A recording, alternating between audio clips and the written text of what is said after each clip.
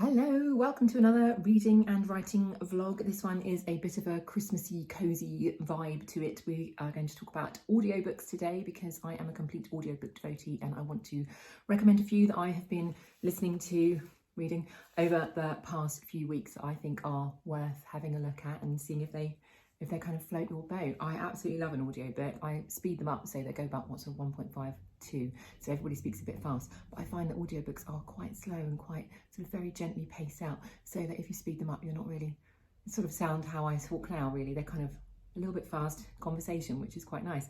But if you're not an audiobook devotee, do not worry, because these books are very suitable for you if you just get the paperback version. One of which I listened to, which I'll show you in a second, is very good, much better as a paperback than it is as an audio. Actually, I think two might be as well. So I'll start you off with what I've recently been listening to, which the first one is this is Bridgerton, one of the Bridgerton ones. This is, I'm not sure which one this is. This is the second or the third one, I can't remember now. So this is Romancing Mr. Bridgerton. I'm listening to them in order anyway, but I've been listening to them about one a year. I'm really, really slow, and I try and listen to them in time for the TV show to come out, basically, so that I'm kind of in, oh there you go, it's gone the wrong way, so I'm kind of in sort of in tune with the TV show. Sometimes I get the TV show before I get the book, sometimes I get the book before I get the TV show, but I listen to them. This one I think actually might be better as a paperback or as a Kindle than it is as an audio.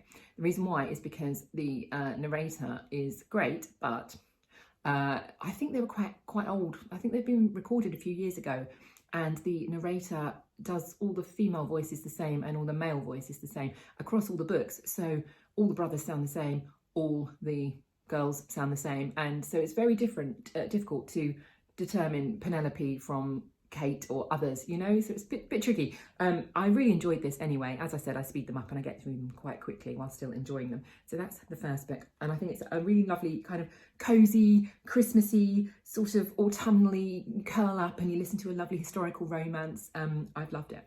So this is the second one I'm going to recommend, which is Army Girls. The reason why I'm holding these up now, this is because these are audio and not paperbacks. I haven't got the paperbacks to show you, but this one, oh, this is such a good book. I really love this, and I think if you love non-fiction about the war, or just women in the war, or just women in general, I think you'll love this one. Tessa Dunlop, I listened to her talk about how she put this book together, Army Girls, and she said I think it was this book, she said she approached her publisher and said, I want to write a book about women who are in the ATA, and the publisher came back to her and said, well, great, but how are you going to make it different?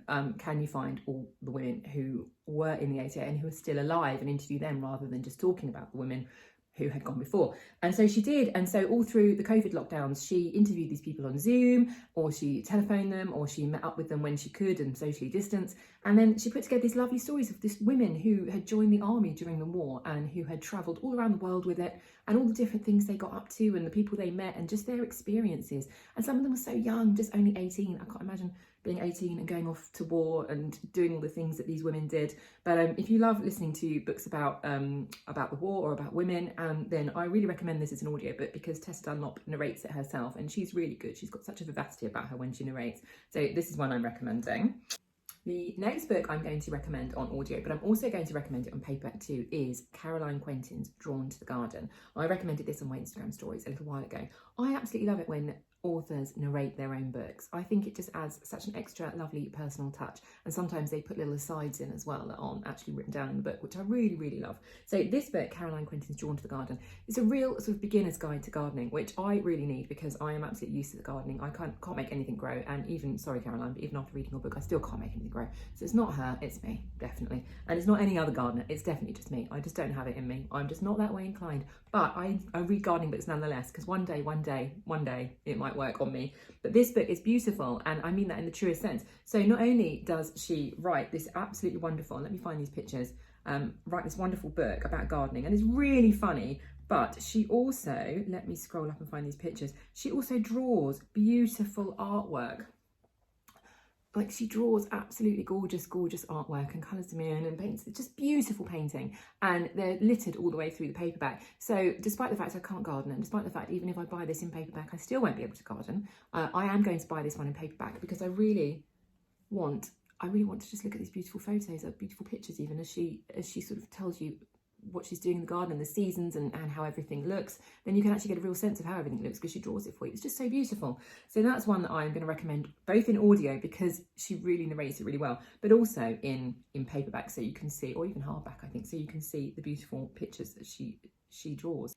This is so well done. Bleak House by Dickens. Is there anything more Christmassy than listening to a Dickens novel? I don't think so. Last year I listened to A Christmas Carol, narrated by Hugh Grant. If you have access to Audible, or I think it must be on other platforms as well, but if you have access to Audible or an audiobook provider and you want to hear Hugh Grant narrate A Christmas Carol this month, it is the perfect time to listen to it. I absolutely adored it. But this has Ambika Mod, and this also has Tandy Newton and Mackenzie Crook, and it was just such a well narrated drama. It was really, it wasn't even narrated in the truest sense of the book. It was acted, and it was just marvelous. I really enjoyed it, so I recommend that. And I was getting into a bit of a Dickens moment, and I also listened to just recently David Copperfield, which is another Audible original, and this has got the gorgeous Theo James and also has Helena Bonham Carter, and it's just really well done.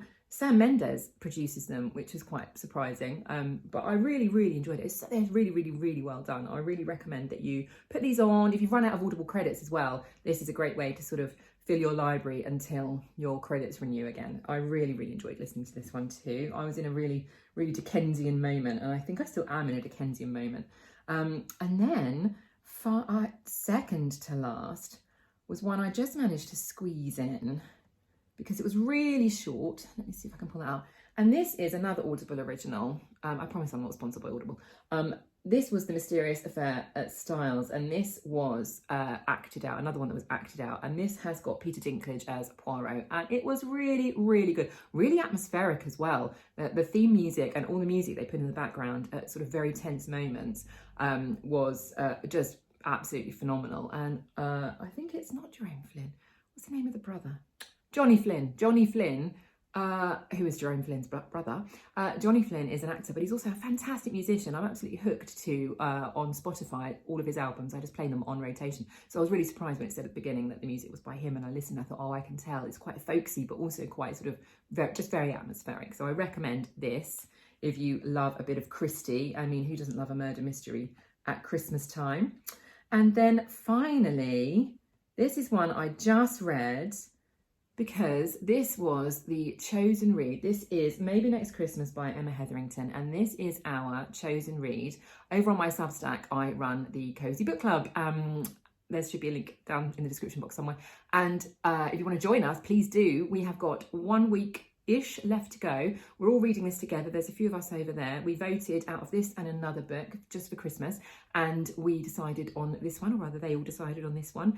And so I've just finished reading this, and I really love this, and I am going to put a special book club video up here in a week or so, I think it is, and then we kickstart the discussion over on my Substack. It's completely free if you want to come join us, and just sign up to my Substack newsletter, and then I'll kick discussions off in about a week. But this, I absolutely love this. This is the second Christmas book by Emma Hetherington I read. I read one last year, and I've noticed she's got a massive back catalogue, and I love it when I find a new author that I think, well, I didn't find a new author. I read her last year, and then for some reason didn't think about tracking down her back catalogue. I don't know why I assumed she was a debut author, but she's not. She's absolutely got loads of books. So I'm really looking forward over the next few months to diving into some more of those. But if you want to sort of hear more about this book, then join up for my Substack newsletter, and then we'll get the discussion going in about a week. So you've got about a week to read it. And if you do it on Audible, you'll get through it as quickly as I did. I loved listening to this on audio.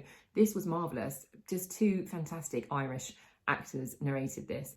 And if you're feeling really festive, then I'm going to show you in a second a few bits and pieces in London that we did a couple of days ago. Went to this bar called Cahoots in London, and I think it's only just opened up. It's really fun. It's like an underground 1940s experience, which was all sort of really festive and beautiful. So I took a few sort of bits of video, so I'll show you that and then come back and talk to you about other things I'm doing. This is so cool.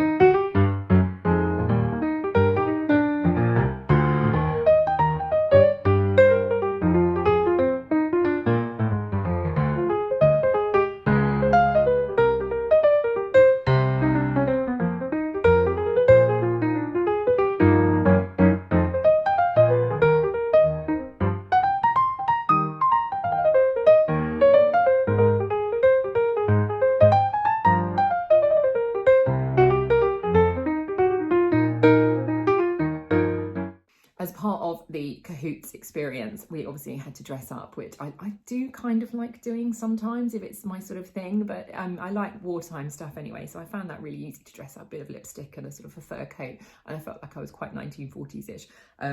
But then we had to do this quiz and all the cocktails were themed, and it was a very wartime quiz, and a lot of people were there obviously just having a lovely fun time and not really into Second World War in as big a way as me and my dad. Our quiz knowledge is absolutely appalling, but 1940s knowledge, I was like, yes, I know this.